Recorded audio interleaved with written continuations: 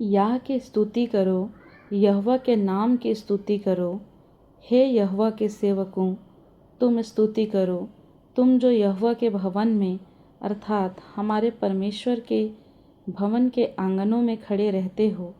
याह की स्तुति करो, क्योंकि यहोवा भला है। उसके नाम का भजन गाओ, क्योंकि वह मनोहर है। आप सबको जय मसीह की।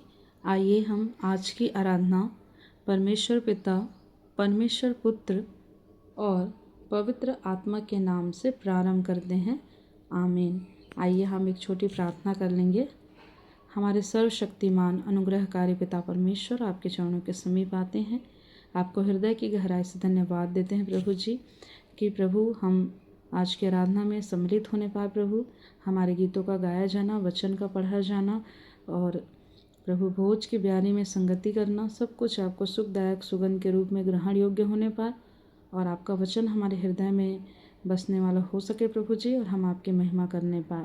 हमारी आराधना में किसी प्रकार से कोई भी बाधा प्रभु जी उत्पन्न ना होने पाए। प्रभु, आपकी उपस्थिति को चाहते हैं और धन्यवाद के साथ विनती प्रभु यीशु मसीह के नाम से मांगते हैं। आमीन। आइए हम गीतों को गाने के द्वारा परमेश्वर की महिमा करेंगे। हमन गाना गाबुन से 167 नंबर, मेरे जीवन में यीशु तेरा नाम।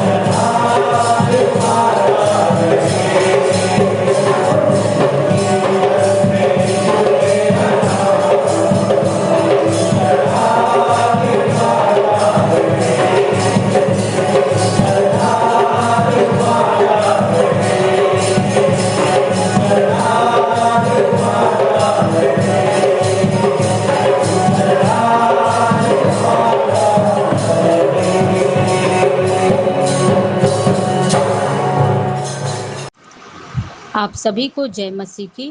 मेरा नाम कुमारी जया है। सर्वप्रथम मैं परमेश्वर पिता और अपने अगुओं का धन्यवाद देती हूँ, जिन्होंने उत्तरवादी पाठ पढ़ने का ये सुअवसर दिया। आप सभी को जय मसीह की। मेरा नाम कुमारी संजना है। उत्तरवादी पाठ पढ़ने के लिए निकाल लेंगे प्रेरितों के कार्य अध्याय 2, 14 पद से लेकर 41 पद तक पढ़ लेंगे, जो कि पहला पद मैं पढ़ूंगी और दूसरा पद आप सभी बहन संजना के साथ पढ़ लेंगे। परंतु पतरस उन 11 के साथ खड़ा हुआ और ऊंचे शब्द से उपदेश देने लगा, हे यहूदियों और यरूशलेम के सब निवासियों, तुम यह जान लो और मेरी बातों को ध्यानपूर्वक सुनो। जैसा तुम समझ रहे हो, ये लोग नशे में नहीं हैं, क्योंकि अभी तो सुबह का 9 ही बजा है। परंतु यह वह बात है जो योएल नबी के द्वारा कही गई थी। परमेश्वर कहता है, अंतिम दिनों में ऐसा होगा कि मैं अपना आत्मा सब लोगों पर उंडेलूंगा। तुम्हारे पुत्र और तुम्हारी पुत्रियां नबूवत करेगी, तुम्हारे जवान दर्शन देखेंगे और तुम्हारे वृद्ध जन स्वप्न देखेंगे। मैं अपने दासों और दासियों पर भी उन दिनों में अपने आत्मा में से उंडेलूंगा और वे नबूवत करेंगे। मैं ऊपर आकाश में अद्भुत कार्य और नीचे पृथ्वी पर चिन्ह अर्थात लहू और अग्नि तथा धुएं का बादल दिखाऊंगा। प्रभु के महान और महिमामय दिन के आने से पहले सूर्य अंधकार में और चंद्रमा लहू में बदल जाएगा। और ऐसा होगा कि जो कोई प्रभु का नाम लेगा वह उद्धार पाएगा। हे इज़राइलियों, इन बातों को सुनो। यीशु नासरी एक ऐसा मनुष्य था जिसको परमेश्वर ने सामर्थ्य के कार्य, आश्चर्य कर्मों और चिन्हों से जो उसने उसके द्वारा तुम्हारे समक्ष किए, तुम पर प्रकट किया, जैसा कि तुम स्वयं जानते हो। इसी मनुष्य को जो परमेश्वर की पूर्व निश्चित योजना और पूर्व ज्ञान के अनुसार पकड़वाया गया था, तुमने विधर्मियों के हाथों और क्रूस पर कीलों से ठुकवा कर मार डाला। परंतु परमेश्वर ने मृत्यु की पीड़ा को मिटाकर उसे पुनः जीवित कर दिया, क्योंकि मृत्यु के वश में रहना उसके लिए असंभव था। क्योंकि दाऊद उसके विषय में कहता है, मैं सर्वदा प्रभु की ओर निहारता रहा, क्योंकि वह मेरी दाहिनी ओर है, जिससे मैं डगमगा न जाऊं। इसलिए मेरा हृदय आनंदित हुआ व मेरी जीभ हर्षित हुई और मेरा शरीर भी आशा में बना रहेगा। क्योंकि तू मेरे प्राण को अधोलोक में नहीं रहने देगा और न अपने पवित्र जन को सड़ने देगा। तूने मुझे जीवन का मार्ग बताया है। तू मुझे अपने दर्शन के द्वारा आनंद से भर देगा। भाइयों, मैं तुमसे कुलपति दाऊद के विषय में विश्वास पूर्वक कह सकता हूँ कि वह मर गया और दफनाया भी गया, और उसकी कब्र आज तक हमारे यहाँ विद्यमान है। क्योंकि वह एक नबी था, अतः जानता था कि परमेश्वर ने उससे शपथ खाई थी कि वह उसके वंश में से किसी एक व्यक्ति को उसके सिंहासन पर बैठाएगा। इसलिए उसने होने वाली बातों को पहले से देखकर मसीह के पुनरुत्थान के विषय में कहा, वह ना तो अधोलोक में छोड़ा गया और ना ही उसकी देह सड़ने पाई। इसी यीशु को परमेश्वर ने जीवित किया, जिसके हम सब साक्षी हैं। इसलिए परमेश्वर के दाहिने हाथ पर सर्वोच्च पद पाकर और पिता से पवित्र आत्मा की प्रतिज्ञा प्राप्त करके उसने इसे उंडेल दिया, जिसे तुम देखते हो और सुनते भी हो। क्योंकि दाऊद तो स्वयं स्वर्ग पर नहीं चढ़ा, परंतु वह आप ही कहता है, प्रभु ने मेरे प्रभु से कहा, मेरे दाहिने बैठ। जब तक कि मैं तेरे शत्रुओं को तेरे चरणों की चौकी ना बना दूं। इसलिए इज़राइल का संपूर्ण घराना निश्चय जान ले कि परमेश्वर ने उसे प्रभु और मसीह दोनों ही ठहराया, इसी यीशु को जिसे तुमने क्रूस पर चढ़ाया। उन्होंने जब यह सुना तो उसके हृदय छिद गए और वे पतरस तथा अन्य प्रेरितों से पूछने लगे, भाइयों, हम क्या करें? पतरस ने उनसे कहा, मन फिराओ और यीशु मसीह के नाम से तुम में से प्रत्येक बपतिस्मा ले कि तुम्हारे पापों की क्षमा हो और तुम पवित्र आत्मा का वरदान पाओगे। क्योंकि वह प्रतिज्ञा तुम्हारे और तुम्हारी संतान के लिए और उन सब के लिए है जो दूर दूर तक हैं, अर्थात वे सब जिनको प्रभु हमारा परमेश्वर अपने पास बुलाएगा। और बहुत सी अन्य बातों से साक्षी दे देकर वह उनसे आग्रह करता रहा कि इस कुटिल पीढ़ी से बचो। अंतिम पद हम सभी एक साथ पढ़ लेंगे।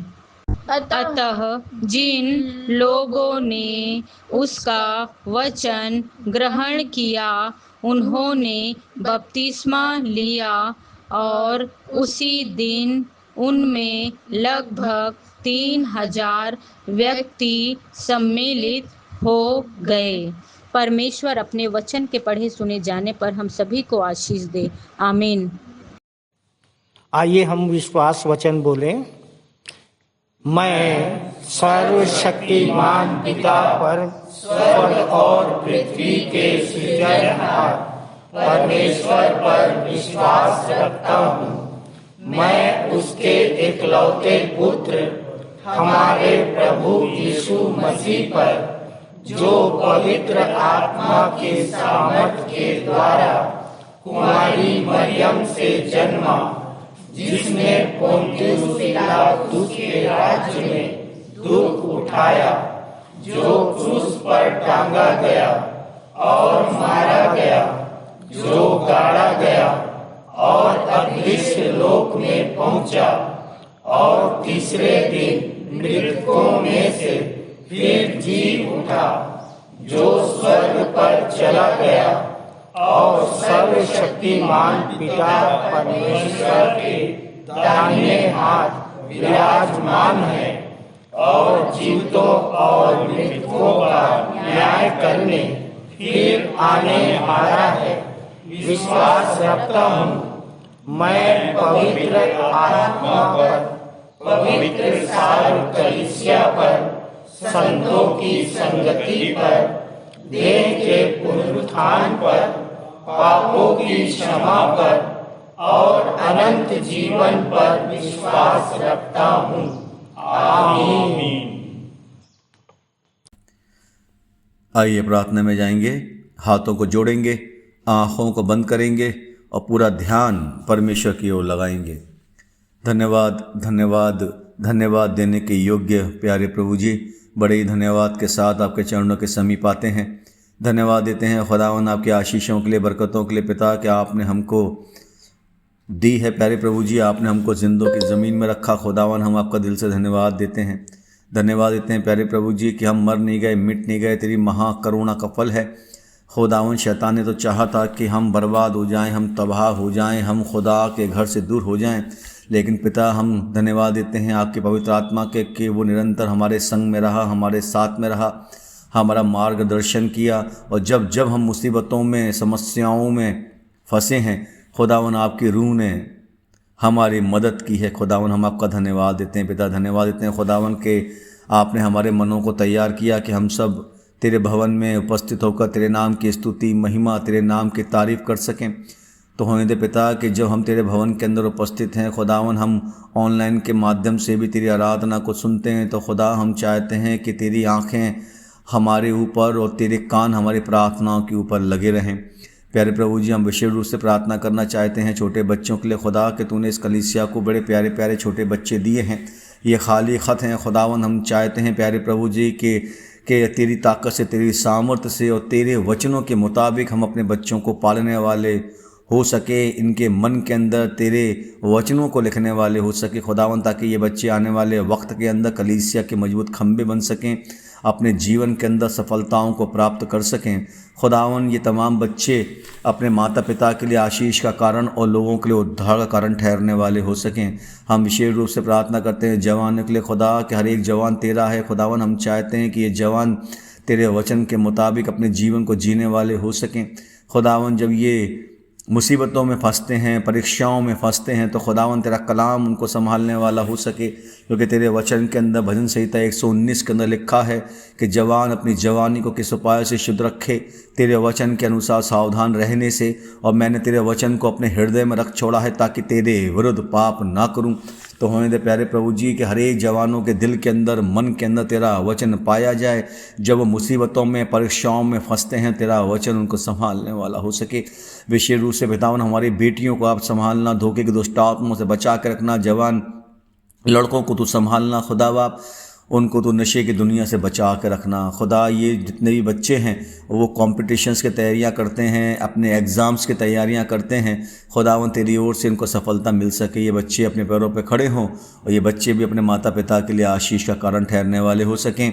हमारे बुज़ुर्गों को तू संभालना खुदावन, हर एक बुज़ुर्ग तेरा है पिता, लंबी उम्र की कामना करते हैं, उनका अनुभव हमारे जीवन के अंदर काम आए प्यारे प्रभु जी। तुझसे ऐसी प्रार्थना है खुदावन।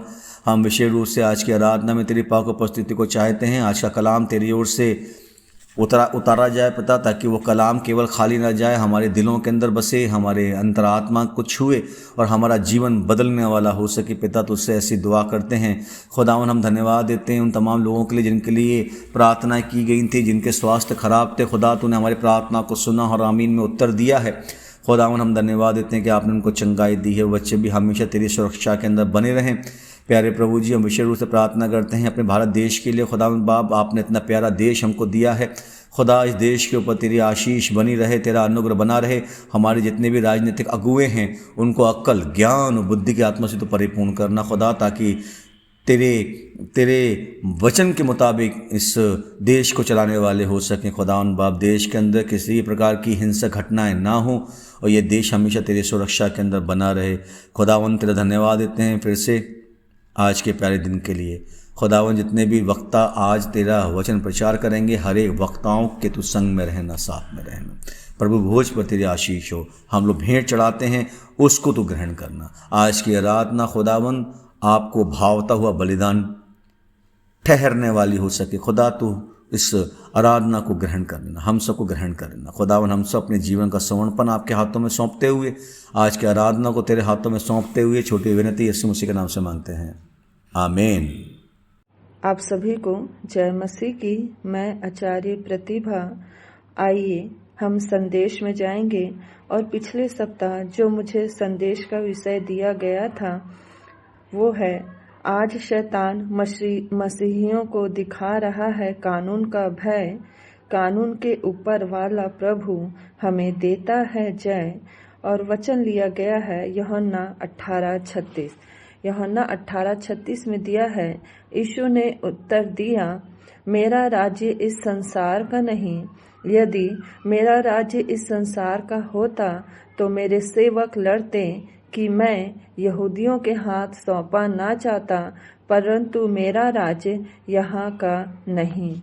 प्रियो, जो वर्तमान में सताव हम देख रहे हैं मसीहियों पर पूरे भारत में हो रहा है, और क्या यह सताव अभी वर्तमान में बस हो रहा है प्रियो। पिता परमेश्वर, यह जो सताव है वो शुरू से ही हो रहा है, बस इसके नियम कानून अलग अलग थे। अलग अलग प्रकार से शैतान ने मसीहों को, विश्वासियों को डराने की कोशिश किया है। प्रियो, प्रभु के लोगों को सताना, डराना, मारने की कोशिश करना, यह सब तो शुरू से ही हो रहा है। हम में से जितने लोग बाइबल पढ़ते हैं, हम सभी को पता है और हमने पढ़ा ही है। और जिस तरह पुराने नियम में हम जानते हैं, जब मूसा को क्या फिरौन की सेना के द्वारा नहीं डराया गया? दानियल है, सद्रक, मेशक, अबेदनगो है, तो दानियल को शेर की मान में डालने से डराया गया कि शेर की मान में डाल दिया जाएगा। सद्रक, मेशक, अबेदनगो को धधकती आग की सजा से नहीं डराया गया। अय्यूब को जीवन को हम देखते हैं, उनका पूरा धन दौलत ले लिया गया। शैतान ने पूरा परिवार, उनके बाल बच्चे खत्म हो गए। शरीर में फोड़ों के द्वारा शैतान ने डराया। तो शैतान परिस्थितियां ऐसे क्रिएट करता है या बनाता है कि मनुष्य स्थिति को ही देखकर डर जाए और कुछ नहीं, परंतु कुछ कर नहीं सकता। बस डराता है कि मनुष्य डर कर हार जाए और पीछे हट जाए। तो प्रियो, नए नियम कानून लाकर सारे अविश्वासियों को मसीहियों के विरोधी बनाकर शैतान चारों ओर बना रहा है डर का माहौल। शैतान चारों ओर बना रहा है डर का माहौल, परंतु दिन प्रतिदिन विश्वासियों से भर रहा है परमेश्वर के मंदिर का हॉल। हॉल का मतलब होता है कमरा। तो प्रियो, आज जब हम प्रभु को अपना जीवन दिए हैं, तो जो कष्ट, समस्याएं हैं वो आएंगे और कोई नई बात नहीं है, क्योंकि हम जानते हैं मत्ती उसका 5 उसके 11वें पद में दिया गया है कि धन्य हो तुम जब मनुष्य मेरे कारण तुम्हारी निंदा करें और सताए और झूठ बोल बोल कर तुम्हारे विरोध में सब प्रकार की बुरी बातें कहें। तब लिखा है, आनंदित और मगन होना, क्योंकि तुम्हारे लिए स्वर्ग में बड़ा फल है, इसलिए कि उन्होंने उन भविष्यद्वक्ताओं को भी जो तुमसे पहले आए थे इसी रीति से सताया था। तो प्रियो, वचन हमें पहले से ही बताता है।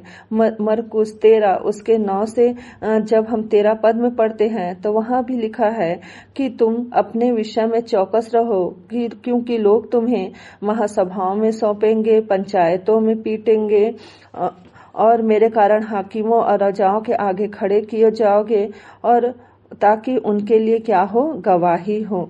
तो प्रियो, पिता आगे जब हम इस वचन को पढ़ते लिखा है, भाई भाई को, पिता को पुत्र को घात के लिए सौंपेंगे, बच्चे माता पिता के विरोध में उठकर उन्हें मरवा डालेंगे, और मेरे नाम के कारण सब लोग तुमसे बैर करेंगे, पर जो अंत तक धीरज धरे रहेगा उसी का उद्धार होगा। तो प्रियो, ये कोई नई बात नहीं है। वचन हमें साफ साफ बताता है, यीशु मसीह ने हमें पहले से कह दिया गया है कि इन सारे क्योंकि हम यीशु मसीह को मार हैं, तो इन सारे सताव का हमें सामना करना पड़ेगा ही। तो प्रियो, परंतु समय में शैतान जो होता है वो शैतान हमें इसी प्रकार से डराने की कोशिश करता है। हम नए नियम में देखते हैं कि वहां पर भी चेलों को भी डराया गया, जेल में डाला गया, मारा गया। मसीहों का विरोध होता आया है और ये होता भी ही रहेगा, क्योंकि शैतान का काम ही है डराने का, और वो हमेशा डराने की कोशिश करता है। लेकिन बाइबिल हमें बताती है, परमेश्वर ने 366 बार हमें कहा है, मत डर। प्रियो, हम मनुष्य हैं, मांस लहू के बने हुए हैं। इन कड़े नियम कानूनों को देखकर, सताव को देखकर हमें भी डर लगेगा। जिस तरह हम देखते हैं, एलिया को भी डर लगा जब इजाबेल रानी, जब वह जो नबियों को मरवा रही थी, तब एलिया भी डर कर छिप गया था। हम देखते हैं चेले भी डरे जब यीशु को पकड़वाया गया और वो सब छोड़कर भाग गए। और हम देखते हैं कि यीशु मसीह भी गतसमनी बाग में डरे जब उनको क्रूस उठाना था। परंतु प्रियो, अब हमारे और शैतान के बीच आर पार की है बारी। अब हमारे और शैतान के बीच आर पार की है बारी, क्योंकि यीशु के नाम हमने लिख दी है अपनी जिंदगानी। क्योंकि यीशु के नाम लिख दी है हमने अपनी जिंदगानी। तो प्रियो, जब यीशु मसीह भी डरे क्रूस उठाने से पहले, तो प्रियो, यीशु मसीह डरे तो उन्होंने पिता से प्रार्थना की और परमेश्वर की इच्छा पर अपने आप को सौंप दिया। और जब सौंप दिया, तब परमेश्वर ने परीक्षा है, संकट है या कष्ट को नहीं हटाया, परंतु उस डर को हटा दिया और यीशु मसीह को अपनी सामर्थ, धीरज और सहन शक्ति को यीशु को दे दिया। और इसी वजह से उन्होंने मृत्यु पर जय प्राप्त कर ली। जिस तरह यीशु को पता था कि उनका राज्य पृथ्वी का राज्य नहीं है, इसलिए उन्होंने अपने आप को परमेश्वर पिता को सौंप दिया। उसी प्रकार हमें भी यह गांठ बांध कर रख लेना है कि हमारा राज्य भी पृथ्वी का नहीं है। अगर हम भी आज परमेश्वर की इच्छा पर चलने वाले लोग हैं, तो अपने आप को मानते हैं कि हम परमेश्वर की इच्छा के अनुसार चलेंगे, तो इन कठिनाइयों को, सताव, परीक्षाओं से बच नहीं सकते हैं। इनसे हमें गुजरना ही पड़ेगा। मत्ती 6:16 में लिखा है, जो कोई मेरे लिए अपना प्राण खोएगा, वह उसे बचाएगा। हम प्रभु के लिए हर कठिनाई तभी सह पाएंगे जब प्रभु हमारे साथ रहेगा, क्योंकि जय देने वाले केवल हमारे प्रभु यीशु मसीह ही हैं। वचन कहता है, संसार में तुम्हें क्लेश होता है, परंतु ढाढ़स बांधो, मैंने संसार को जीत लिया है। अंत में प्रियो, शैतान हमेशा झुंड बनाकर आएगा, नए नए कानून लगाएगा और हमें डराएगा, परंतु परमेश्वर ने हमें सिंह बनाया है। वह हमें अकेले खड़ा करेगा, जैसे दाऊद, मूसा, अब्राहम, एलिया, यीशु मसीह, चेले, सबको प्रभु ने अकेले खड़ा किया और इन सबों ने जीत हासिल की, जय प्राप्त किया। उसी प्रकार परमेश्वर हमें भी खड़ा करेगा और हम भी यीशु के नाम में जय प्राप्त करेंगे। फिर इन्हीं बातों को मैंने कविता के चंद लाइनों के रूप में लिखा है, कृपया समाप्त फरमाएं। शैतान चाहे कितने भी लगा दे नए नए कानून के पहरे, शैतान चाहे कितने भी लगा दे नए नए कानून के पहरे, प्रभु के बंदे हैं समुद्र के गहरी लहरें, प्रभु के बंदे हैं समुद्र के गहरी लहरें। हर दर्द, जेल, थाना, बेइज्जती, झूठे आरोप, गालियां सब चुपचाप सह लेंगे। हर दर्द, जेल, थाना, बेइज्जती, झूठे आरोप, गालियां सब चुपचाप सह लेंगे। प्रभु के हर गालियां सब चुपचाप सह लेंगे। हर विपरीत परिस्थितियों को रौंद कर धीरज से बाहर बह निकलेंगे। परमेश्वर ने बनाया है हमें अपना राजदूत और निज प्रजा। परमेश्वर ने हमें बनाया है अपना राजदूत और निज प्रजा। तो ऐ शैतान, तू क्या देगा हमें मौत की सजा। हम वो जिंदा खुदा के बेटे हैं जो अपना प्राण देने और उसे वापस लेने का हक रखते हैं। हम वो जिंदा खुदा के बेटे हैं जो अपना प्राण देने और उसे वापस लेने का हक रखते हैं। संसार के राज्य को हम तो तुच्छ समझते हैं। संसार के राज्य को हम तो तुच्छ समझते हैं। संसार के कानून से ऊपर है हमारा रखवाला।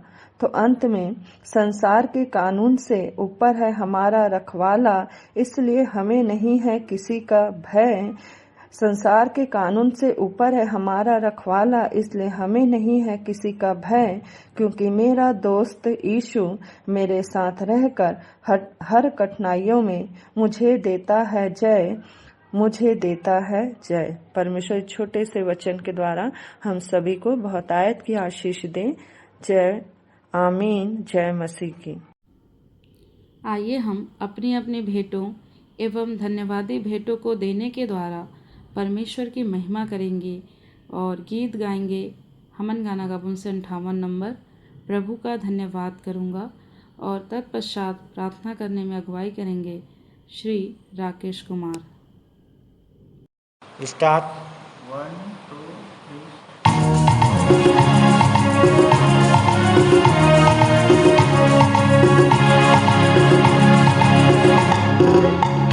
प्रभु का धन्यवाद करूंगा, उसकी संगति में सदा रहूंगा। साथ चलूंगा मैं जय जरूर पाऊंगा, साथ चलूंगा मैं जय जरूर पाऊंगा।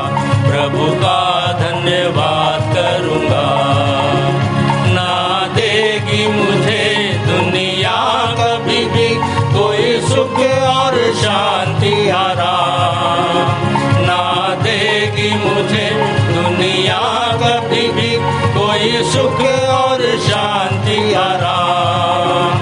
मेरे यीशु के साथ धन्य संगति में सदा मिलती खुशी मुझको।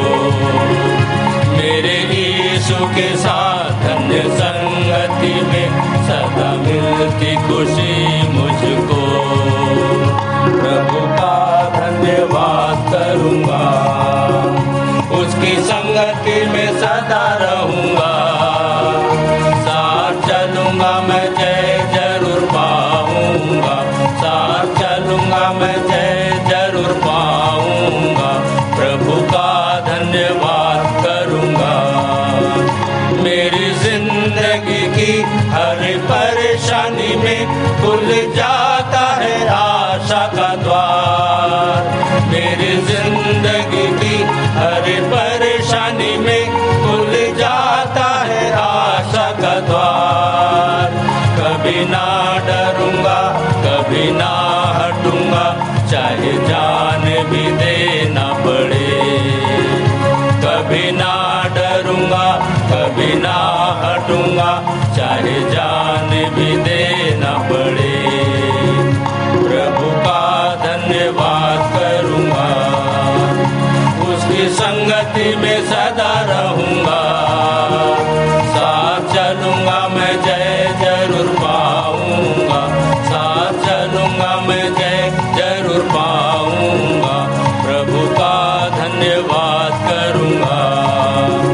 कितना अच्छा है वो, कितना धन्य है वो, यीशु ही मेरे जीवन का साथी। कितना अच्छा है वो, कितना धन्य है वो, यीशु ही मेरे जीवन का साथी। मेरी जरूरतों को पूरा करता है वो, कोई घटी नहीं मुझको। मेरी जरूरतों को पूरा करता है वो, कोई घटी नहीं मुझको। प्रभु का धन्यवाद करूंगा, उसकी संगति में सदा रहूंगा। साथ चलूंगा मैं जय जरूर पाऊंगा, साथ चलूंगा मैं जय जरूर पाऊंगा। प्रभु का धन्यवाद करूंगा।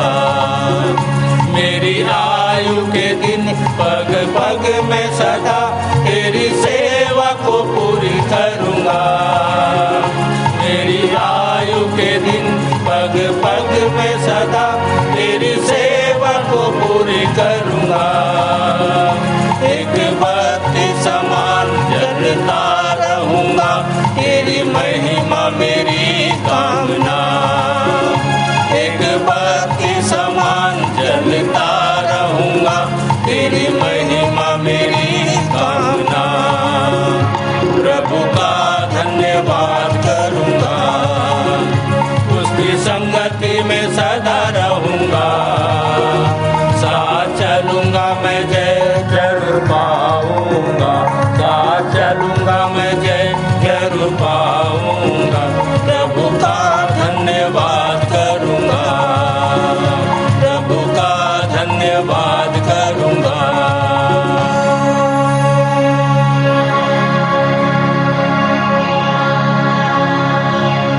आप सभी को जय मसीह की। मेरा नाम राकेश कुमार साहू है। परमेश्वर पिता हमारे संचालक मंडल का मैं धन्यवाद देता हूं, जिन्होंने भेंट की प्रार्थना के लिए मुझे दिया गया है। आइए हम लोग प्रार्थना में जाएंगे। आंखों को बंद करें, सिरों को झुकाएं और अपना मन परमेश्वर की ओर लगाएं। सर्वशक्तिमान पिता सर्वव्यापी सर्वज्ञानी प्रभु जी, हम एक बार फिर से अपने उद्धारकर्ता प्रभु यीशु मसीह के नाम में तेरे चरणों के समीप में आते हैं पिता। हृदय से धन्यवाद देते हैं प्रभु जी कि आपने बीते सप्ताह हमें संभाले रखा प्रभु जी, सुरक्षित रखा, और आज पवित्र विश्राम दिन में आपकी आराधना स्तुति करने के लिए आपके पवित्र भवन में आ पाए हैं प्रभु जी। इसके लिए हृदय से धन्यवाद करते हैं, विनती और प्रार्थना करते हैं प्रभु जी कि बीते सप्ताह आपने जो आशीष हमें दिया है प्रभु जी, उन्हीं में से कुछ छोटा सा अंश प्रभु जी भेंट के स्वरूप आपके चरणों के नज़दीक में लाए हैं पिता। अपनी बड़ी दया से इसे ग्रहण कर प्रभु जी, कि तेरे धर्म और राज्य के बढ़ती के कार्य में उपयोग हो सके पिता। और जो कुछ भी हमने अपने घर में रख छोड़ा है, हमें ज्ञान बुद्धि समझ दे पिता, कि उसे हम सही कार्यों में उपयोग में ला सके पिता। इसी आपसे प्रार्थना करते हैं प्रभु जी। जिन भाई बहनों ने धन्यवादी भेंट चढ़ाया है प्रभु जी, खेती बाड़ी का उपज, चाहे वो जन्मदिन के अवसर पर हो, चाहे वो शादी के सालगिरह के अवसर पर हो प्रभु जी, उनके पिता उनके जीवन में ये बार बार ये अवसर आते रहे प्रभु जी। और उन्हें प्रेम पिता परमेश्वर प्रार्थना विनती करते हैं प्रभु जी कि हमें मौद्रिक मानसिकता से बचा प्रभु जी, और इससे बढ़कर हम अपने आप को जीवित, पवित्र और परमेश्वर को भावता हुआ बलिदान करके चढ़ाने वाले हो सके पिता। सारी बातों में आपको आदर महिमा देते हुए विनती अपने उद्धारकर्ता प्रभु यीशु मसीह के नाम से मांगते हैं, आमीन। उत्तरवादी पाठ पर हम मुख्य संदेश सुन लेंगे हमारे संचालक जी से। प्रभु यीशु मसीह के मधुर मीठे नाम में आप सबको फिर से एक बार जय मसीह के। परमेश्वर का धन्यवाद हो कि उसका अनुग्रह हम सब पर हुआ है, और इसीलिए हम जीवों के बीच में पाए जाते हैं कि स्वच्छंद मनोमस्तिष्क स्वस्थ शरीर के साथ उसकी महिमा कर सकते हैं। और एक आवश्यकता और है कि हम पवित्र आत्मा से भरकर उसकी महिमा करें। मैं ऐसा क्यों कह रहा हूँ कि पिछले दिनों प्रियो हमने ईस्टर मनाया, ख्रिस्त पुनरुत्थान दिवस मनाया, और यीशु मसीह लगातार सबको प्रियो को अपने सबको दर्शन दे रहे हैं। और पिछली बार हमने देखा था कि पुख्ता प्रमाणों के साथ, पक्के प्रमाणों के साथ अपने को जीवित दिखाते रहे। और प्रियो, हमारे देश में एक अच्छी कहावत है, प्रत्यक्षम किम प्रमाणम, यानी जो सामने है उसके लिए हम कौन सा प्रमाण दें, सबूत दें, सबूत की आवश्यकता ही क्या है। अब बस इसी संदर्भ में देखिए, ये अपन जानते हैं कि परमेश्वर के 3 रूप हैं, पिता, पुत्र और पवित्र आत्मा, और त्रिएक है। और अब अपने आप को पवित्र आत्मा के रूप में वो प्रकट कर रहा है, जीवित दिखा रहा है। और आज का उत्तरवादी पाठ भी इसी से संबंधित है, प्रेरितों के काम 2। और देखिए, पवित्र आत्मा उतर रही है, जबकि हमने देखा था कि प्रेरितों का काम 1:8 में, और जहां ऐसा लिखा है, परंतु जब पवित्र आत्मा तुम पर आएगा तब तुम सामर्थ पाओगे, और यरूशलेम, सारे यहूदिया और सामरिया में, यहाँ तक कि पृथ्वी के छोर तक तुम मेरे साक्षी होगे। तो ये है पवित्र आत्मा जब तक ना आए तो हम सामर्थ कहाँ से पाएंगे। और यही सामर्थ है जो हमको इस बात को प्रमाणित करती है कि यीशु मसीह जी उठे हैं, और वे आज भी हैं, और हमारे अंदर वास करते हैं, चलते फिरते हैं, जैसा अपन दूसरा को तो 6:16 में देखा।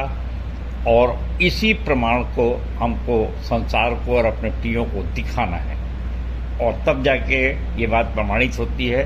क्योंकि जो घटना है, आज भी लोग शंका की दृष्टिकोण से देखते हैं, ठट्ठा उड़ाते हैं और कहते हैं कि भाई मरा हुआ व्यक्ति कैसे जिंदा हो सकता है। तो उसको अपन दिखा सकते हैं कि देखिए, वो हम में जिंदा है, और यदि वो नहीं होता तो हम आज ये सामर्थ्य के काम नहीं करते। और जब सामर्थ्य के काम दिखेंगे तो निश्चित रूप से अगले की बोलती बंद हो जाएगी, और हम इस बात पे अडिग रहेंगे, प्रत्यक्षम किम प्रमाणम। प्रियो, मैं आपके सामने प्रेरितों के काम 2 जो आज का उत्तरवादी पाठ है उसकी शुरू की 4 आयतें पढ़ रहा हूं और गिडियन बाइबल्स पढ़ रहा हूं। जब पिंतकुस्त का दिन आया तो वे सब एक स्थान पर एकत्रित थे। एकाएक आकाश से एक प्रचंड आंधी किसी सनसनाहट का शब्द हुआ और उससे सारा घर जहां वे बैठे थे गूंज गया और उन्हें आग के समान जिभें विभाजित होती हुई दिखाई दी और उनमें से प्रत्येक पर आ ठहरी। वे सब पवित्र आत्मा से भर गए और जैसे आत्मा ने उन्हें बोलने की सामर्थ्य दी वे अन्य अन्य भाषा बोलने लगे। तो प्रियो, वहां पर जो भीड़ थी बहुत चक्के रह गई आगे के पदों में और वे सब कहने लगे 7वें पद में वे सब आश्चर्यचकित और विस्मित होकर कहने लगे ये सब जो बोल रहे हैं क्या गलीली नहीं? तब यह कैसी बात है कि हम में से प्रत्येक अपनी ही मातृभाषा में उन्हें बोलते हुए सुनता है। यरूशलेम में यहूदी और इजरायली रहते थे। अब देखिए अलग अलग लोग थे, अलग अलग भाषाएं थी, परंतु पवित्र आत्मा के आने के बाद सब अपनी अपनी भाषा में उनकी बातें समझने लगे थे। प्रियो, वहाँ का माहौल कुछ इतना गड़बड़ हो गया कि कुछ लोग घबरा गए। अफरा तफरी की स्थिति जिसको कहते हैं अपन, ऐसी कुछ मच गई और वे कहने लगे 13वां पद पढ़ रहा हूँ। कुछ लोग ठट्ठा करते हुए कहने लगे वे तो नई मदिरा के नशे में चूर हैं। तो प्रियो, आज के मनन में अपन ये प्रयास कर रहे हैं समझने का और समझाने का कि इसमें 2 मत नहीं कि यीशु मसीह ने कहा कि मैं तुमका अनाथ नहीं छोड़ूंगा, मैं तुम्हारे साथ रहूंगा, जगत के अंतलो मैं तुम्हारे साथ हूँ, और पवित्र आत्मा के रूप में वो हमारी अगुवाई कर रहा है। परंतु ये बहुत ही विवादित विषय आज के समय में वर्तमान में हो गया है कि हम कैसे सुनिश्चित करें कि हमारे अंदर पवित्र आत्मा है या और किसी के अंदर पवित्र आत्मा है, क्योंकि हमारा एक चर्च ही है जिसका नाम पेंटिकॉस्टल चर्च कहलाता है और वहाँ भी बहुत से ऐसे लक्षण दिखाए जाते हैं पवित्र आत्मा के। और आज भी लोग जैसा लिखाया है 2 किस्म की विचारधारा के होते हैं और जो बहुत विवादित होता है और कुछ लोग कहते हैं कि क्या पागलपन है। सो प्रियो, हम आज को मेरे और आपके लिए आज विचारने कि हम कौन से लक्षण दिखाएं कि पवित्र आत्मा के रूप में यीशु मसीह आज भी हमारे अंदर जिंदा हैं। ये एक बड़ी समस्या है प्रियो। मैंने देखा है कि जहाँ पर भी पवित्र आत्मा की बात आती है वहाँ पर अक्सर बड़े बड़े झगड़े होते हैं और हमारी भी आलोचना की जाती है कि अगर हम थोड़ा सा भी इसके आजू बाजू कुछ कह दें तो वे कहते हैं कि तुमने पवित्र आत्मा का अपमान किया है तो तुम्हारे पाप न इस लोक में न परलोक में कहीं भी क्षमा नहीं होंगे, क्योंकि लिखाया है कि पवित्र आत्मा की निंदा न करो, इत्यादि इत्यादि। क्यों? इस विवाद से बचने के लिए एक बहुत ही अच्छी बात है जो मैं सोचता हूँ कि उस समय में पौलुस के सामने भी ये स्थिति आई और उसने कुरिन्थियों को लिखते हुए 1 कुरिन्थियों 14 में सारी बातें बहुत स्पष्ट रूप से लिख दिया है और ये बहुत ही अच्छा पाठ है यदि हम किसी किस्म के विवाद में न पड़े, क्योंकि कलीसियाओं में एक किस्म से एक प्रति स्पर्धा होती रहती है और ये कहा जाता है कि भाई हमारी कलीसिया सच्ची कलीसिया है और हम लोग को डोमिनेट करने के लिए बहुत से लोग कहते थे और कहते भी हैं कि इनके संग पवित्र आत्मा नहीं है और ये पवित्र आत्मा की निंदा करने जिसमें बताया।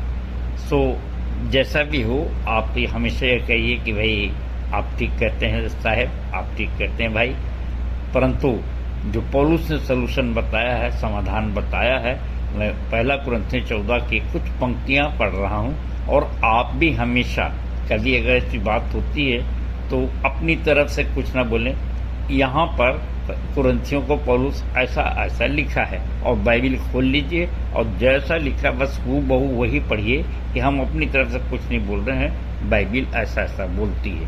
अगर आप ऐसा कहेंगे तो कभी किसी किस्म का कोई विवाद ना होगा। और इसलिए मेरे साथ निकाल लीजिए पहला कुरिन्थियों 14 का के कुछ पद मैं आपके सामने पढ़ रहा हूँ, 4 और 5वां पद। जो अन्य भाषा में बोलता है वह अपनी ही उन्नति करता है, परंतु जो भविष्यवाणी करता है वह कलीसिया की उन्नति करता है। अब मैं चाहता हूं कि तुम सब अन्य भाषा बोलते, परंतु इससे भी बढ़कर यह कि तुम भविष्यवाणी करो, क्योंकि जो भविष्यवाणी करता है वह उससे भी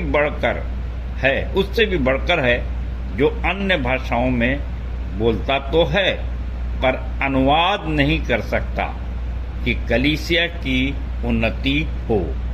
इसी श्रृंखला में 9वां पद कहते हैं, 9वां पद में लिखा है, इसी प्रकार तुम भी यदि जीभ से साफ साफ न बोलो तो जो बोला गया है वह कैसे समझा जाएगा?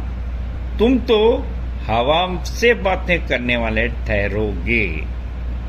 16वां पद, अन्यथा यदि तू आत्मा में ही धन्यवाद करे तो वहां उपस्थित अनजान व्यक्ति मेरे धन्यवाद पर आमीन कैसे कहेगा, क्योंकि वह तो नहीं जानता कि तू क्या कहता है। 23 पद देखिए, यदि सारी कलीसिया एक स्थान पर एकत्रित हो और सब अन्य भाषाओं में बोलने लगे तथा अनजान या अविश्वासी मनुष्य भीतर आ जाए तो वे यह न कहेंगे कि तुम पागल हो। इसलिए प्रियो, पौलुस 39 और 40 पद में यहाँ पे कहता है, इसीलिए मेरे भाइयों नबूवत करने की धुन में रहो, परंतु अन्य भाषाएं बोलने वालों को मत रोको, फिर भी सब बातें उचित रीति से और क्रमानुसार की जाए। पुराने बाइबल में इस प्रकार से लिखा है, यही 39-40 सुनने, सो हे भाइयों भविष्यवाणी करने की धुन में रहो और अन्य भाषा बोलने से मना न करो, पर सारी बातें सभ्यता और क्रमानुसार हों। सभ्यता और क्रमानुसार हों। आजकल के संदेशों में बहुत बड़ी समस्या है कि लोगों के पास प्रकाशन और दर्शन है कि नहीं है। बाकी साधारण बातों को बार बार रिपीट करते रहते हैं, और कई बार तो ऐसा होता है कि कुछ कानूनन बातें होती हैं, जैसे निर्गमन 20 की बातें हैं, और वे ही सिखाए जाते हैं नैतिक शास्त्र, जो अन्य जातियाँ भी बहुत सिखाती हैं, परंतु गंभीर बातें जो बाइबल में छुपी हुई हैं वो विशेष करके, जैसे हम जानते हैं अक्सर पौलुस ने कहा, लोगों में परमेश्वर का गुप्त ज्ञान हम भेद की रीति में बताते हैं। तो ऐसी कितनी ही बातें जिसके कारण से हम लोग ने बोर्ड नंबर 16, 17, 18 ये सब विशेष रूप से लिखा है कि भाई कौन कौन से ऐसी बातें हैं। और छोटी सी बात है, जैसे यीशु भीड़ को देखकर पहाड़ पर चढ़ गया। क्यों चढ़ गया भाई? फिर जब उसके चेले उसके पास आए तब वो अपना मुंह खोलकर उन्हें उपदेश देने लगा। तो कुछ बातें होती हैं जो भीड़ में नहीं बोली जा सकती, कुछ चुने हुए लोगों के साथ होती है जो उनको दिखाया जा सकता है, समझाया जा सकता है। तो प्रियो, यीशु मसीह के साथ भी यही था, क्योंकि परमेश्वर का गुप्त ज्ञान भेद की रीति पे बताना है भाई, आम लोग नहीं समझ सकते, नहीं बता सकते। तो ये है प्रकाशन दर्शन की विशेषताएं। यीशु मसीह ने कहा मैं प्यासा हूँ, आज भी वो प्यासा है, हमारे अंदर प्यासा है। मैं भी जब प्रचारक हूँ तो मैंने इन बातों पे रिसर्च किया है, धर्मराज की खोज किया, और प्रकाशन दर्शन की भरमार है, परंतु लोगों के पास समय हो या जो कुछ भूख हो तब जाके उनको समझाया जा सकता है। कोई प्यासा हो, धन्य है जो धर्म के भूखे प्यासे, क्योंकि वे तृप्त किए जाएंगे। परंतु कोई भूखा प्यासा ना हो तो कैसे जबरदस्ती पिलाएंगे, जबरदस्ती खिलाएंगे। तो ये है, इसलिए चुने हुए लोगों को लेकर के अलग होना पड़ता है। ऐसे अनेक विषय हो सकते हैं, जैसे यीशु ने कहा यूहन्ना 20:17 में, मुझे अभी मत छू। और हम जानते हैं लूका 16:9 का उपद कि अधर्म के धन से मित्र बना लो। ऐसी कितनी ही बातें हैं जिसको हम सब लोगों के साथ नहीं बांट सकते, सिर्फ चुने हुए लोगों के लिए मात्र होते हैं। इसलिए 1 कुरिन्थियों 14 जो अपन पढ़ रहे हैं उसके 20वें पद में पौलुस लिखता है, भाइयों अपनी समझ में बच्चे न बनो, वैसे बुराई में तो शिशु बने रहो, परंतु समझ में सयाने हो जाओ। इसके आगे के भाग के लिए प्रियो अपन आज के संदेश के दूसरे भाग में चल रहे हैं। आइए अब हम संदेश के दूसरे भाग में हैं और आज हम विचार कर रहे हैं प्रेरितों काम 2:14 से 41 पर। परंतु प्रियो अपन यहाँ पे देख रहे हैं कि कैसे पवित्र आत्मा उतरती है और कैसी कैसी परिस्थितियां बनती हैं। तो प्रियो जो परिस्थितियां बनती हैं आज भी, और वो सब पौलुस के सामने में वो परिस्थितियां आई और उसने बहुत अच्छे से समझाया कि जब हम बैठते हैं तो कैसी बातें बोलें और कैसी बातें सुने। यहाँ पर स्त्रियों के लिए भी कहा है कि कलीसिया में चुप रहें। 34वें पद में स्त्रियां कलीसियाओं में चुप रहें, क्योंकि उन्हें बोलने की अनुमति नहीं, वे अधीनता से रहें, जैसा कि व्यवस्था भी कहती है। यदि वे कुछ सीखना चाहती हैं तो घर में अपने अपने पति से पूछें, क्योंकि स्त्री के लिए कलीसिया में बोलना अनुचित है। प्रियो ऐसा लगता है कि बड़ा विरोधाभास है कि अब तो कोई नर रहा न नारी, परंतु यहाँ पर मैं सोचता हूँ आत्मिक रूप से कि हम अधीनस्थ हैं, हम सब अधीनस्थ हैं। हम सब यहाँ पे स्त्रीलिंग अपने आप को समझें। क्यों? क्योंकि हमारा दूल्हा यीशु मसीह है और ये कलीसियाई बातें हैं, आत्मा की बातें हैं, और इसलिए हम आत्मिक दुनिया की चर्चा में यहाँ पे कह रहे हैं। और इसलिए यहाँ पे 14:30 में देखिए एक अच्छी बात लिखी है, जिसके पास आत्मा होती है, पवित्र आत्मा, तो ये मेल है। और इसके पश्चात यदि हम कहें तो यहाँ पे कभी विवाद में नहीं पड़ेंगे। 14:30 देखिए, परंतु यदि बैठे हुओं में से किसी अन्य पर ईश्वरीय प्रकाशन हो तो पहला चुप हो जाए। सो प्रियो मेरा व्यक्तिगत रूप से ये विचार है कि ये प्रकाशन और दर्शन जो आता है, तो चाहे वो किसी स्त्री पर भी क्यों ना आए, तो वो एक मेल की तरह हो जाते हैं। और अगर वो बोल रही है तो निश्चित रूप से वो आत्मा में भरी हुई है, वो मेल उसके ऊपर बोल रहा है और प्रकाशन दर्शन की बातें बोल रहा है। तो भले ही दूसरा कोई पुरुष भी हो तो वो भी वह चुप हो जाए।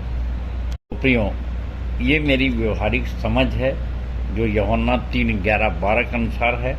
जो कुछ मैंने देखा है, सुना है, समझा है, उसी को आपके सामने रखा हूँ। सो प्रियो इसके बाद अगर हम 14 पद से आगे देखें तो यहाँ पर पतरस संदेश देने लगा।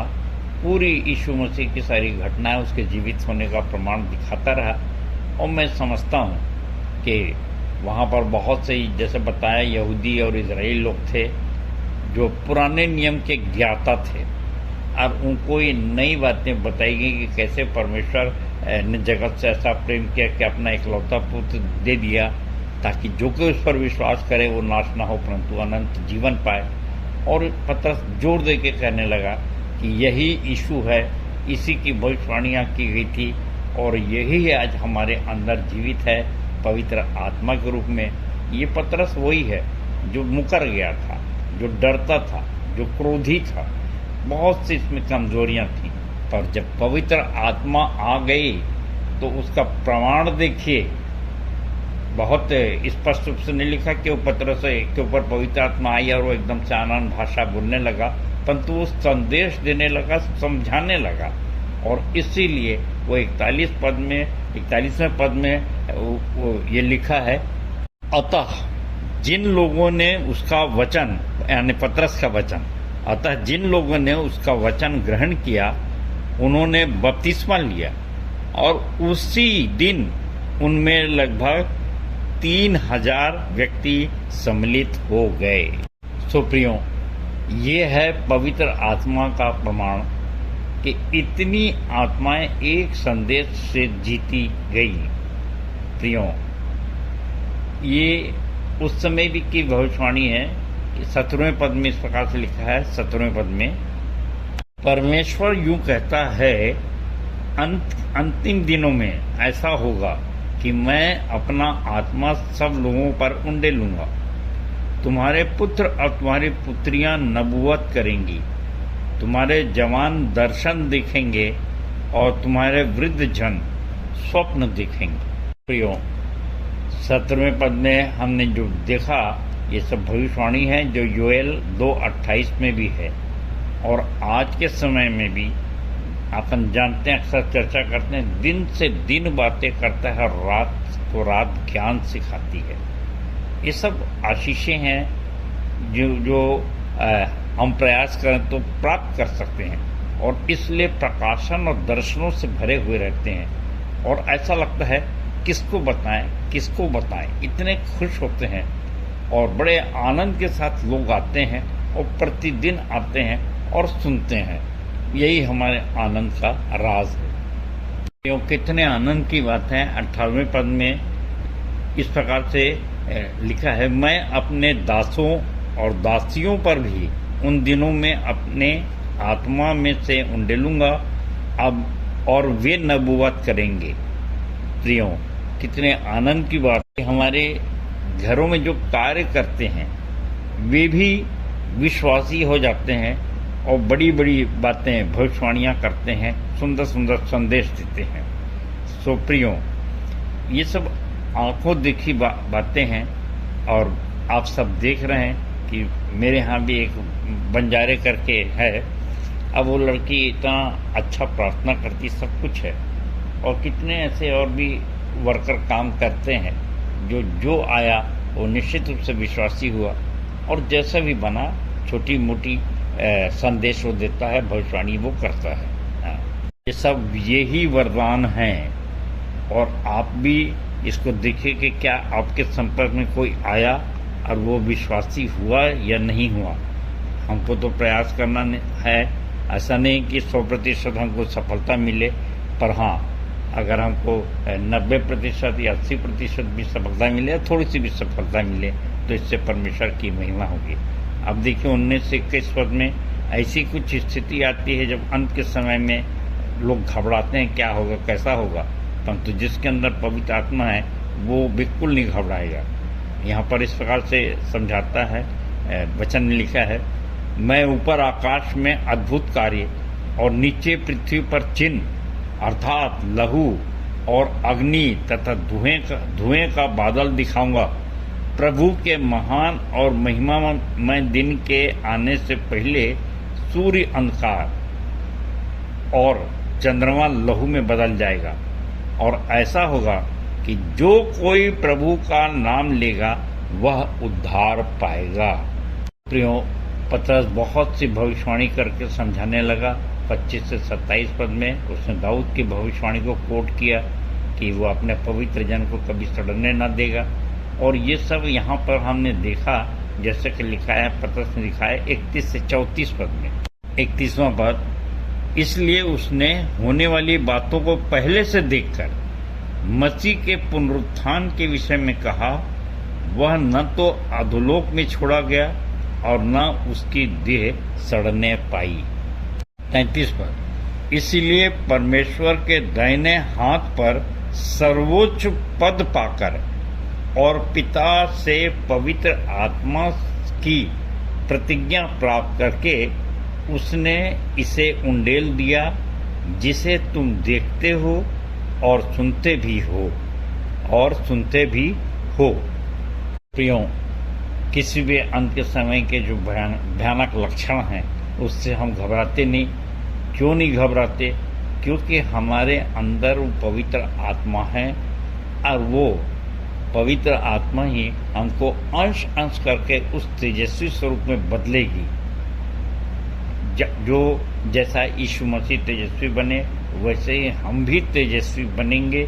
और इसलिए हमको अपने शरीर की चिंता नहीं है कि वो कैसी कब्र में क्या होगा उसका, क्योंकि हम तो तेजस्वी शरीर प्राप्त कर लेंगे। इसलिए प्रियो, एक विचार आता है मेरे मन में कि अपनी जवानी में ही इतने दर्द सहने का प्रयास करें कि आपको बुढ़ापे का एहसास ही ना हो। और बुढ़ापे में अक्सर ये होता है कि अंत के समय भाई अब बूढ़े हो गए हैं तो हमको ये दर्शन करा दो, वो दर्शन करा दो, ऐसा कर लें वैसा कर लें। बहुत सी बात हम करना चाहते हैं, बहुत से धार्मिक स्थानों पर चक्कर लगाते रहते हैं लोग बात, मोक्ष पाने के लिए, नजात पाने के लिए, उद्धार पाने के लिए। तो ये सब अगर हम जवानी में अच्छी पीड़ा उठा लेते हैं तो हमको बुढ़ापे का कोई बुढ़ापे में कहीं भटकना नहीं पड़ेगा। क्यों?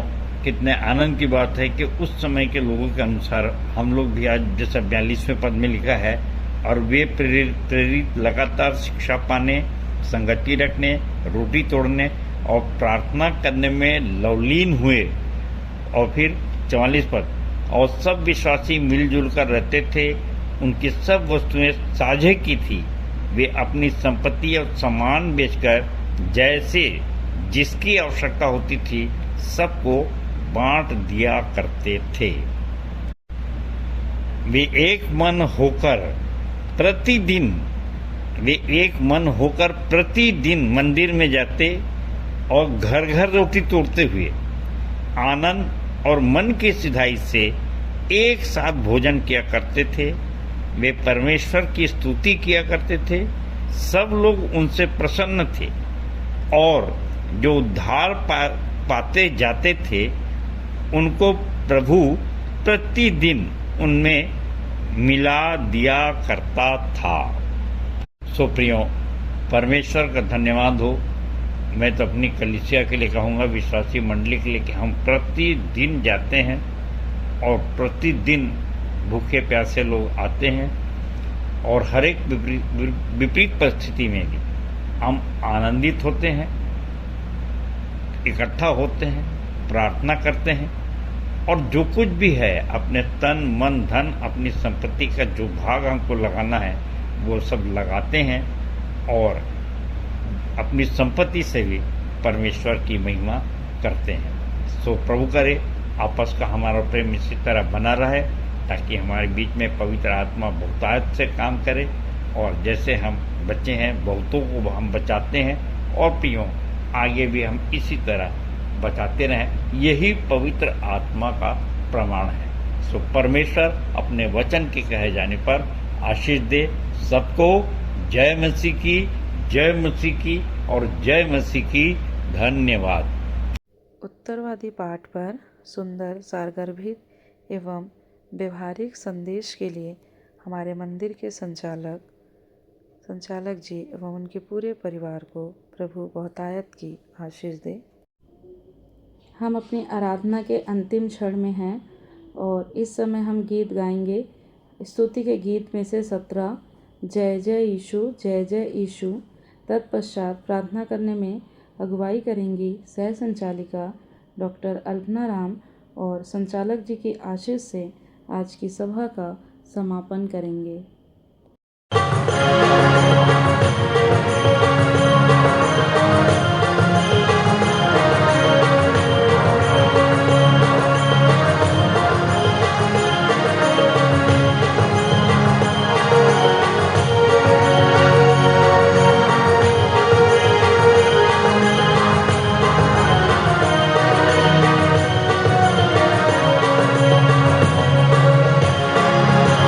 जय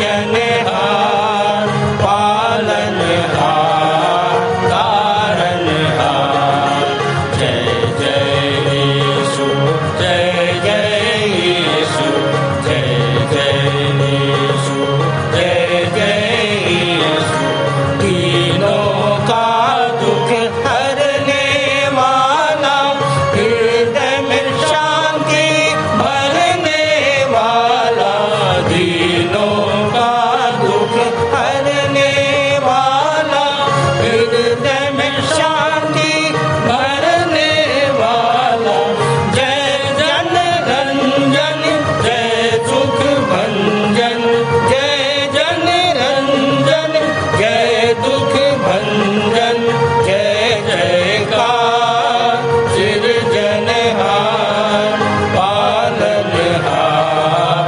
तारनहार जय जय यीशु जय जय यीशु जय जय यीशु जय जय यीशु नर तन धार लियो अवतारा दे निज प्राण कियो छुटकारा नर तन धार लियो अवतारा दे निज प्राण कियो छुटकारा जय जग त्राता जय सुख दाता जय जग त्राता जय सुख दाता जय जयकार सृजनहार पालनहार तारनहार जय जय यीशु जय जय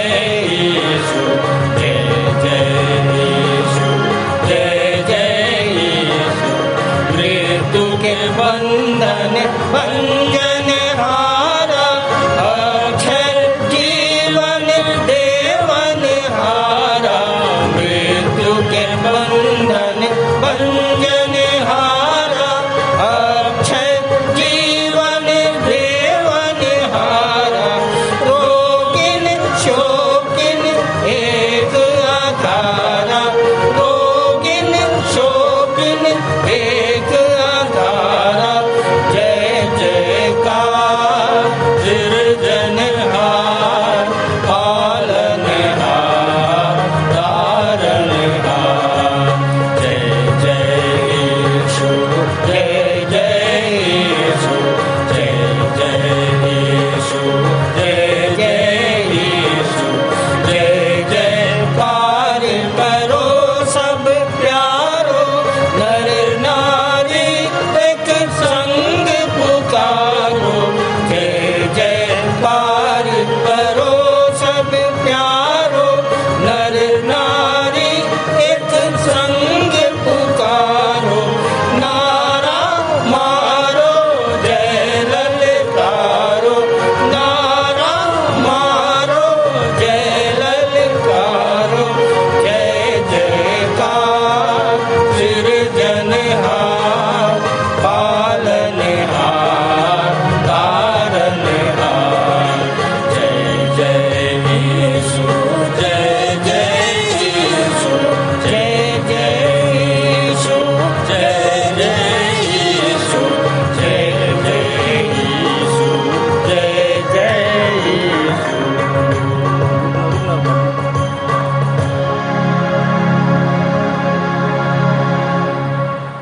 आइए प्रार्थना करें। अनंत काल तक हमारे संग रहने वाले हमारे जीवित पिता, हम आपका बहुत धन्यवाद देते हैं कि आप अपनी प्रतिज्ञाओं को पूरी करते हैं। और प्रभु जी, आज की इस आराधना में शामिल होकर हम अपने आप को धन्य समझते हैं, क्योंकि आपने हमें ये अवसर दिया कि हम आपकी उपस्थिति में बैठ सके। परमेश्वर पिता, हम आपका बहुत धन्यवाद देते हैं प्रभु जी कि आपकी उपस्थिति में आनंद है और शांति है। प्रभु जी पिता, आप हमारी चिंताओं को हरने वाले परमेश्वर हैं और हमें चंगाई देते हैं प्रभु जी। चाहे हम बीमार हैं, चाहे दुष्ट आत्मा के सताए हुए हैं, चाहे कर्ज़ की समस्या में पड़े हैं, पिता हम आपका बहुत धन्यवाद देते हैं प्रभु जी कि आपके वचन हमें शांति और ढाढ़स देते हैं। प्रभु जी, हम विश्वास करते हैं कि हमारी ये आराधना आपको ग्रहण योग्य हुई। प्रभु जी, पिता परमेश्वर, हम आपका धन्यवाद देते हैं आज के सुंदर वचन के लिए पिता, जो हमें बताता है कि अंत के दिनों में मैं अपना आत्मा सब मनुष्यों पर उंडेलूँगा और तुम दर्शन देखोगे और तुम्हारे पूर्णीय स्वप्न देखेंगे। प्रभु जी, और आज वो दिन है पिता जब हम देखते हैं पिता कि कैसे आप लोगों को चुनते हैं और आप अद्भुत काम और प्रभु चिन्ह और पिता ऐसे दर्शन दिखा रहे हैं जो पहले कभी हमने न देखा था। प्रभु जी, और जैसा वचन कहता है कि जो कोई प्रभु का नाम लेगा वही उद्धार पाएगा। इन विपरीत परिस्थितियों में भी पिता परमेश्वर, हम आपका धन्यवाद देते हैं कि आप अपने लोगों को न ही छोड़ते हैं और न त्यागते हैं।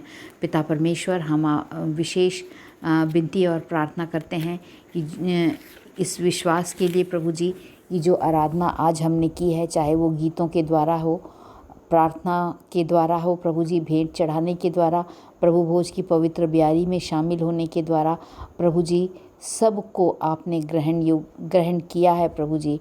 और जो वचन से प्रभु हमें संदेश दिए गए, प्रभु हम आपसे विनती करते हैं वे हमारी ज़िंदगियों को बदलने वाले हो सकें प्रभु जी। पिता परमेश्वर, हम आपसे विनती करते हैं कि आज की आराधना जितने भी लोग सुन रहे हैं प्रभु जी, वे सब आपकी अद्भुत चंगाई को प्राप्त कर सकें, अद्भुत शांति को प्राप्त कर सकें प्रभु जी, ताकि पिता हम आपका पूरे सप्ताह भर धन्यवाद करते रहें और फिर से प्रभु जी यहाँ पर आकर आपकी महिमा और स्तुति कर सकें।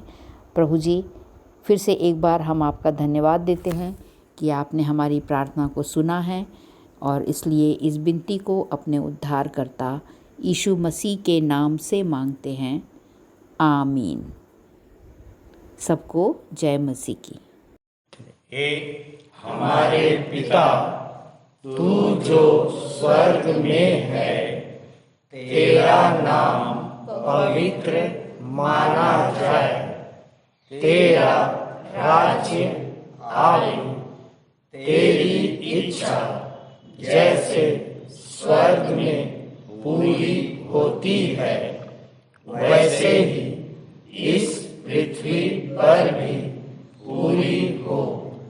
हमारे दिन भर की रोटी आज हमें दे, और जैसे हमने अपने अपराधियों को क्षमा किया है, वैसे ही तू भी हमारे अपराधों को क्षमा कर, और हमें परीक्षा में ना डाल, परंतु बुराई से बचा, क्योंकि राज्य, पराक्रम और महिमा सदा तेरे ही है। आमीन। और अब शांतिदाता परमेश्वर, जिसने भेड़ों के महान रखवाले हमारे प्रभु यीशु मसीह को सनातन वाचा के लोहू द्वारा मृतकों में से जीवित कर दिया, तुम्हें सब भले गुणों से परिपूर्ण करे, जिससे तुम उसकी इच्छा पूरी करो और जो कुछ उसकी दृष्टि में प्रिय है वह यीशु मसीह के द्वारा हमारे अंदर पूरा करे। उसी की महिमा युगान युग होती रहे। आमीन।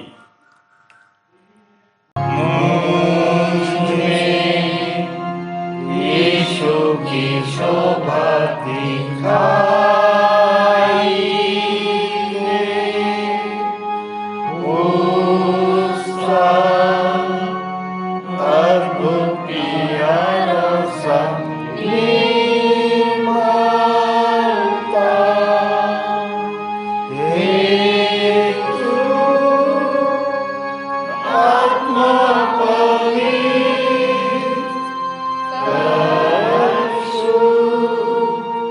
मेरा